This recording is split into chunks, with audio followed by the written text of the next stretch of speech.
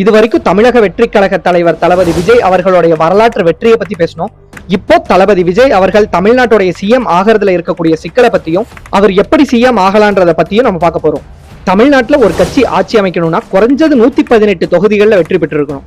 அது என்ன 118 தொகுதிகள் அப்படின்னு பாத்தீங்கன்னா, தமிழ்நாட்டுல 234 சட்டமன்ற தொகுதிகள் இருக்கு. அதுல சரிபாதி, அதாவது 117 தொகுதிகளில் வெற்றி பெற்றிருக்கணும். அது கூட +1 118 தொகுதிகள். அது என்ன +1 பாத்தீங்கன்னா, 50% மேற்பட்ட தொகுதிகளில் வெற்றி பெற்றிருக்கக்கூடிய ஒரு கட்சிக்கு தான் தமிழ்நாட்டுல ஆட்சி அமைக்கிறதுக்கான தகுதி இருக்கிறதா இந்தியன் கான்ஸ்டிடியூஷன் சொல்லுது.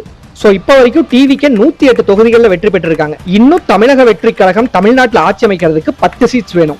சோ இப்போதைக்கு தமிழ்நாட்டுல தொங்கு சட்டசபை, அதாவது ஹேங்கிங் அசம்பிளி தான் ஃபார்ம் ஆயிருக்கு. சோ இதுக்கப்புறம் தமிழக வெற்றி கழகம் பிற பொலிட்டிக்கல் பார்ட்டிஸ்கோட டைப் பண்ணி 118க்கும் மேற்பட்ட சட்டமன்ற தொகுதிகளில் தனி பெரும்பான்மையை நிரூபிச்சால் மட்டும்தான் தமிழ்நாட்டுல ஆட்சி அமைக்க முடியும்ன்ற சூழ்நிலை ஏற்பட்டிருக்கு. இனிஷியலா இந்த கட்சிக்கெல்லாம் கூட்டம் வருமான்னு சொன்னாங்க, கூட்டம் வந்துச்சு. கூட்டம் ஓட்டா மாறுமான்னு சொன்னாங்க, ஓட்டா மாறுச்சு. ஓட்டு சீட்டா மாறுமான்னு சொன்னாங்க, சீட்டா மாறுச்சு. சோ இப்படி தன் மீது வைக்கப்பட்ட எல்லா விமர்சனங்களையும் தவிடுபொடியாக்கின தளபதி விஜய் அவர்கள் இப்போ ஏற்பட்டிருக்கக்கூடிய தடையையும் தகர்த்து தமிழ்நாட்டுடைய முதலமைச்சர் ஆவார்னு நம்புவோம். கான்பிடென்டா இருப்போம், நல்லதே நடக்கும். And finally, this is not the end, it's just a beginning.